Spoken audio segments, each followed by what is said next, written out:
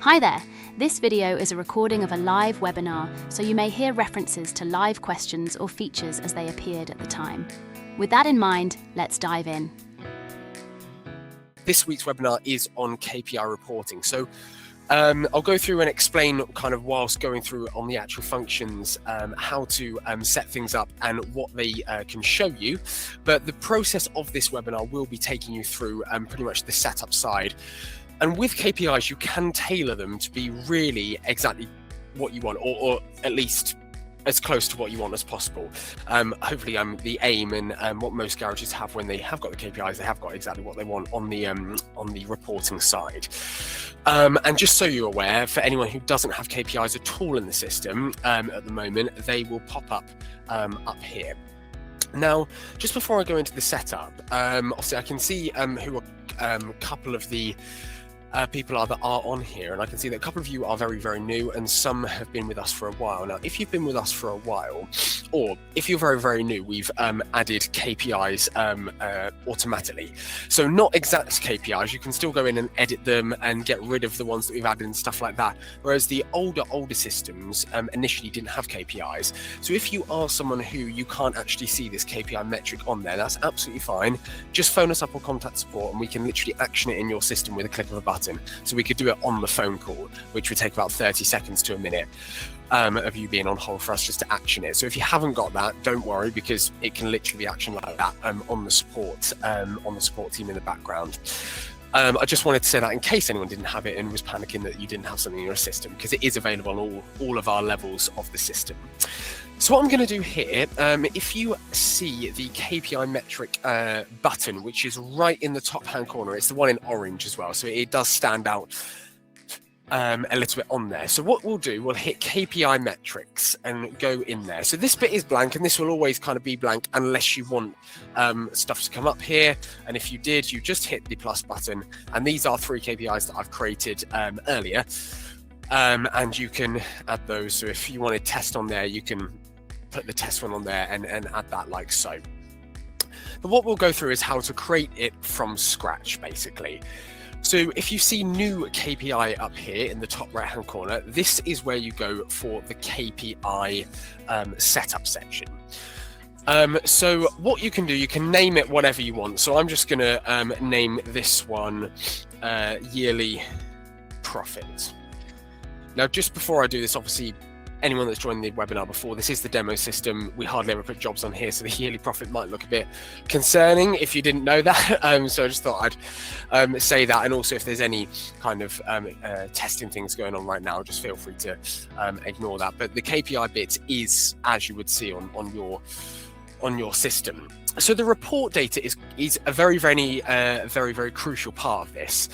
As you can see, there's lots of things that you can report on here. So you can do jobs booked, jobs created, jobs invoiced, and hopefully this gives you already a kind of idea of the vast amount of things that you can actually put on those KPIs. Basically, if you wanted to see jobs booked, for example, then that wouldn't be a monetary value KPI, that would be a count value KPI. It would obviously just say if you had 10 jobs booked in for the month, it would say 10. Whereas jobs invoiced, you could have the option to either, again, have that as a count, like there's been 10 as a count on there, sorry, as 10 jobs invoiced, or you can have the monetary value. So the monetary value of those jobs invoiced on there. And I'll show you how you can set that bit up later on. So what we'll do, we'll do jobs invoiced. We'll do jobs invoiced on there. And the data field. So the data field can be anything from, and that's where it actually gets that data. So whether that's the invoice number or the job number, which obviously would be slightly different when it comes to jobs booked, because if you were going on invoice number, you'd have more than if you're going on job number, because obviously some jobs won't have an invoice number on there. But we'll just do invoice number because this is an invoiced jobs one. So then what you can do primary and secondary date period. So I'm just going to do for the year, because I don't actually think on the demo system we've had any jobs actually booked in for this month. So what it's going to be, the primary label is going to take the name and the primary date period. So that's what the label is going to be, which is why it's yearly profit this year, because yearly profit is the name of this, and this year is the primary date period on there. Okay. And then the operation on here, you can, well, this does depend actually slightly on the data. So if I was to do, what one, for example, if I was to do like job number, the count would still be the same. But if I was to do like labor margin on here, then the count would be different, because you could have monetary values on there. So if I actually did, for example, we'll do the margin percentage on there, and we'll just do a normal count on there.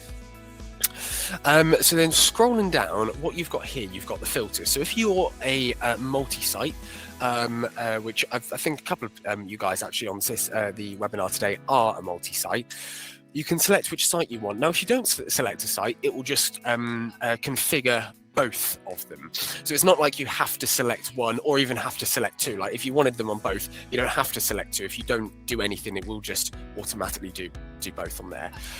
And then you can do labor units, but the really good thing with this, it will only bring up any labor units that have actually been invoiced. So on our demo system, whenever we're showing stuff or anything like that, we actually only will put through the standard labor rate, just because it's easy to demo like that.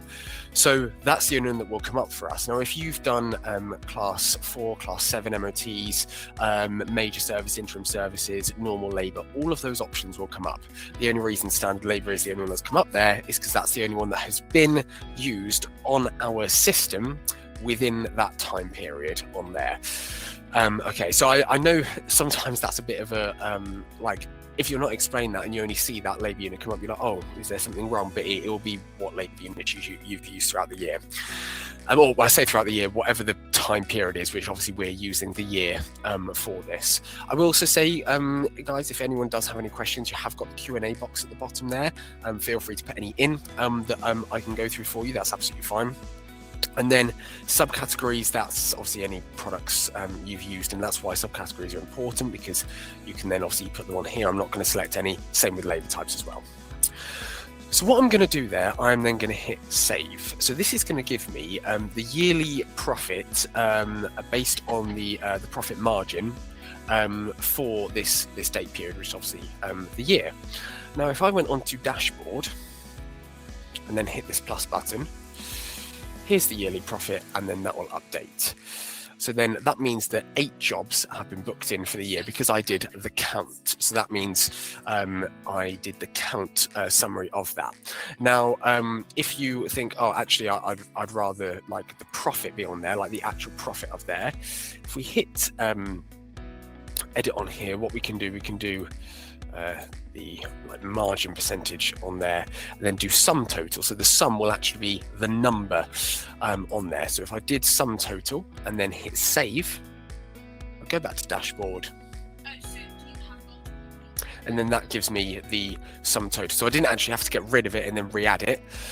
It's already like that on there. Now, you don't have to have one or the other. If you wanted to know how many jobs had been invoiced for the year and then what your actual profit was for the year, you could just put it next to it. So if I was to hit another KPI metric and hit new KPI metric, I can do the same thing, but I can just do that for the actual count rather than the profit. So if I then again do jobs invoiced and then do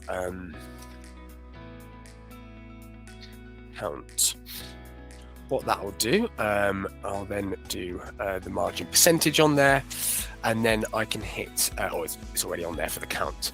I'll do this year again,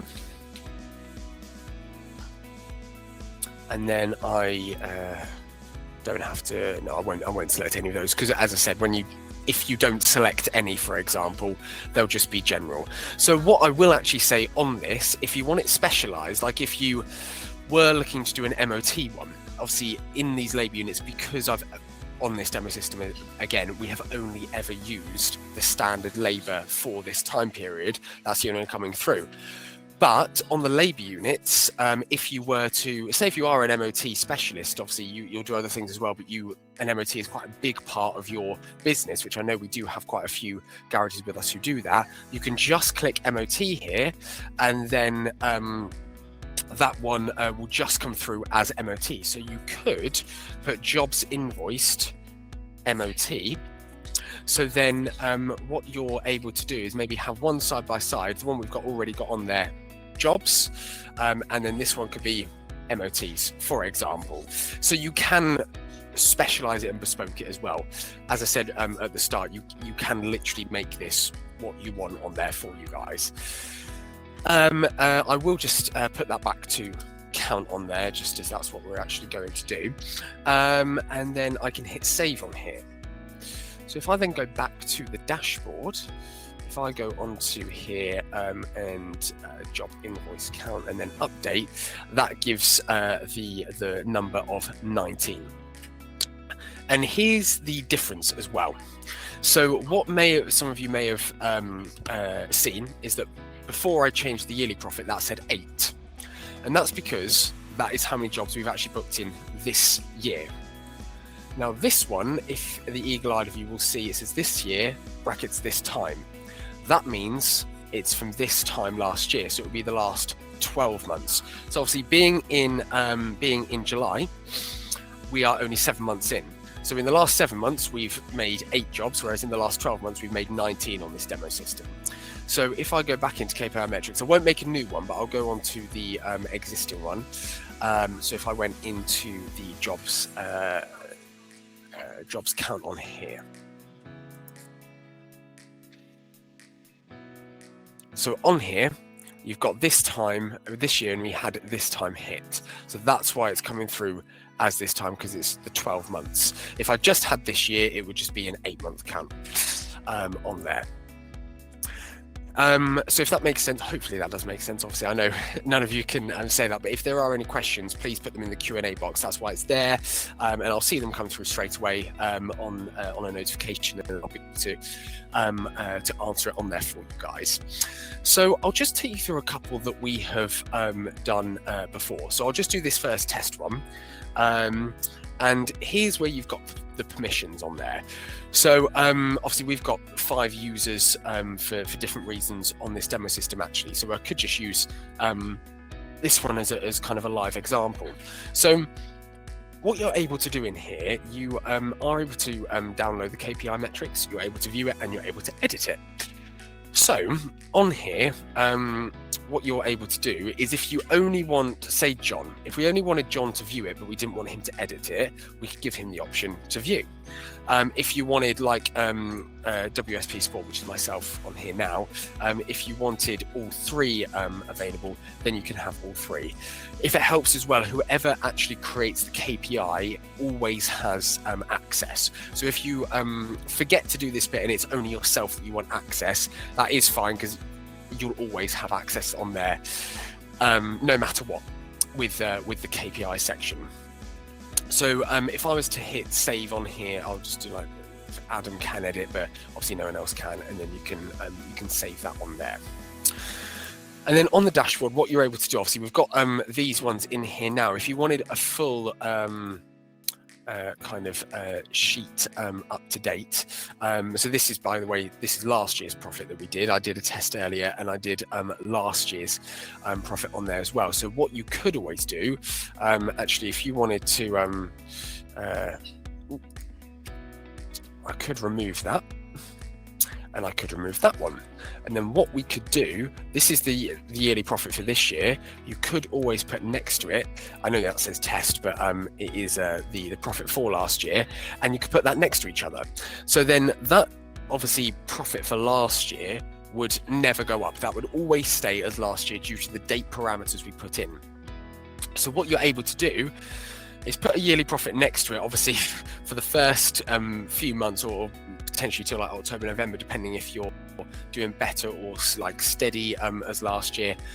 That number will obviously be a lot lower than the one next to it, but you can always use it as a target, as something to aim for, and a bit of motivation on there as well. I know a lot of business when it comes to garage is very customer specific, but if you can do anything like marketing or stuff to try and get it as close to that number as possible, or ideally exceed that number, then you can on there. By the way, if there's any questions on like specific KPI metrics you want me to create to show you how to create it, then I'm more than fine to. Again, you can always display this, by the way, as a label or like a label comparison on here. So what you're able to do on there is have the comparison on the same one. So what I've got on here on the left-hand side, sorry, I keep pointing and realize no one can actually see exactly where I'm pointing. So with my mouse, if you can see, I've got the last year and this year next to each other, but what you could have is the comparison on there. So you could see that at this time last year, it was that, and at the one before it was something else. I did do different parameters on there, by the way, which is why they're a little bit different, but that's how you can do a comparison on there if you want to. So that's absolutely fine. So just going into the KPI metrics, just to create another one on here, say, so you could do MOTs booked on here, and then obviously on the jobs, it wouldn't give you the option to do MOTs because it's already got that in there. So you can always just do a shortcut on there. The really good thing, if any of you have web bookings, this is quite a good KPI to actually decipher how many jobs you've got from web bookings and how many you've kind of got over the phone. You can always do a web bookings one. And again, you can do that for like after or before. So if you did job number, that would just give you the count on how many actual jobs you've booked in off the back of a web booking. Or you could do, again, like the margin percentage on there, the margin, and then, why is that not? I didn't do the date period, that was why. So you always just need to do a date period on there first. And then you could do the count operation, and then obviously that would have how many web bookings were. I'll tell you what I hadn't do, it's invoiced, there we go. And then we can do the sum. I was wondering what was happening there. So if you just want it booked, like the count of jobs, you can do booked, which will give you the actual number. So if 8 jobs were booked, it would give you the number 8. Whereas if you wanted to actually see what was invoiced, you can use the reporting data for what was in, use the sum total, and you can see how much, like pound sterling wise, that was invoiced. Again, if you just wanted to do how many jobs were actually invoiced, you could then just do the count. And that would give you the total of actually how many jobs were invoiced as a count of jobs as well. So you can do kind of either one on there. That's absolutely fine. There is no kind of right or wrong when it comes to it. So you can do kind of either one, and obviously you can have the different sites on there for yourselves as well. I could obviously go through for a long time of exactly what you wanted to do, put in there. I've had no request to kind of put any together, but again, as you can see here, you've got labour booked, you've got jobs booked. So if it was labour booked, it would take out the products for you. Customers created, estimates created, all of that. So this is the report data, and where that gets it from, obviously, hopefully it's self-explanatory. But if it's estimates created, it would get it from how many estimates were created, and then because we put a year, it would be how many estimates were created in that year from January. If you want it in the last 12 months, what you're able to do is put this time on there, and then you can have it for the last 12 months on there. So that's the kind of difference when it comes to that side on there. And then going back to the dashboard on here, what you've got is the plus options here, where you're able to obviously put anything in. So the one thing that I do know people do get confused about it, so just to explain, in all KPIs, if I just went on to edit of this one, doesn't really matter which one, you will have the edit functions and the view functions for all of your users. Now, if you were to hit view and edit on Adam and then hit save, it wouldn't automatically come up for him. What he needs to do is go back to dashboard on his page, and then hit this plus button, and obviously I'll just do the average invoice value, and you can do that on there for you. So that does actually segue in quite well to the last bit of this bit, where you can actually do an average on here as well. So obviously I've been speaking a lot about the total in terms of like counts, and then the actual sum total in terms of like profit and money coming in. Another thing you can do though is average. Obviously I literally actually created this one about 5 minutes before the webinar, and I did the average invoice value for the month. So obviously we haven't actually done anything for this exact month, so that won't be showing anything. But if I did it for like the year, for example, that would show you what the average invoice value was. And again, you can change the parameters. So if I went back onto there, and if you wanted to use a comparison, so if you wanted to change the parameters to this year and then do one for last year, you absolutely can. So if I do the primary date period for this year, and then did the sum total, sorry, I can then hit save on there. So that would save, and then on my dashboard, that will come through, obviously going through the identical one in there. The reason that still says month, by the way, is because I didn't edit the actual title of it. What you're able to do is you can compare it if you wanted to what was it this time last year on there, which is obviously very similar to that one there. So that's how you would do comparisons. If you just hit the edit button here, you can display as just a label where it would just display as the primary parameter, which is obviously this year. Obviously ignore the fact it says the month because that's the title. The actual parameter in there is this year because I just didn't change the title. And then you can hit edit, and then you can put label comparison on there, and that will compare it between last year and then this year. You can always do this one as well, which gives you kind of a graph type thing on there. And then you can always do the break-even one as well. For the break-even one to work, if I was to go back onto KPIs, you can always put a target in your KPIs. So what you're able to do, there we go. For example, if I go into this test one, I put a target of 500. So then that would be, if you wanted to do the break-even one, that's how that would be measured on there. So the thing is with KPIs, as I said right at the beginning, they are very, very individual for you guys as a garage. Like what one garage wants as a KPI, the other may not, and stuff like that.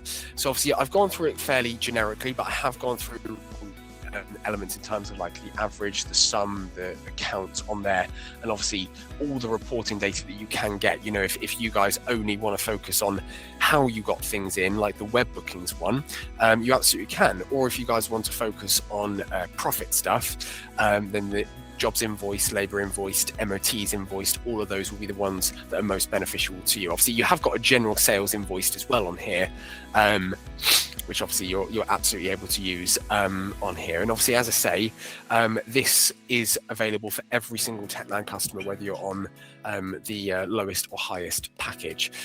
So that will be obviously available for everyone on there.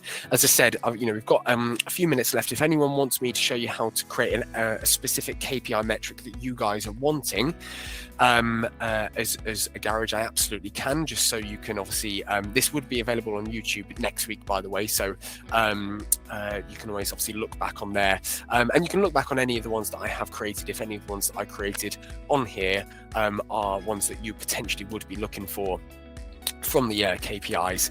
But also, as I said, just to obviously reiterate, you can select which users you want to use KPIs and ones not, especially if you've got maybe a new starter that doesn't need to know all the ins and outs of like the profits and stuff. And if you have an owner that wants to know everything, you can obviously tailor that on the tick boxes at the bottom of there, and then they'll obviously need to hit the plus button, and whatever's available to them will show on here, and then they can obviously label it how they want to on there for you guys.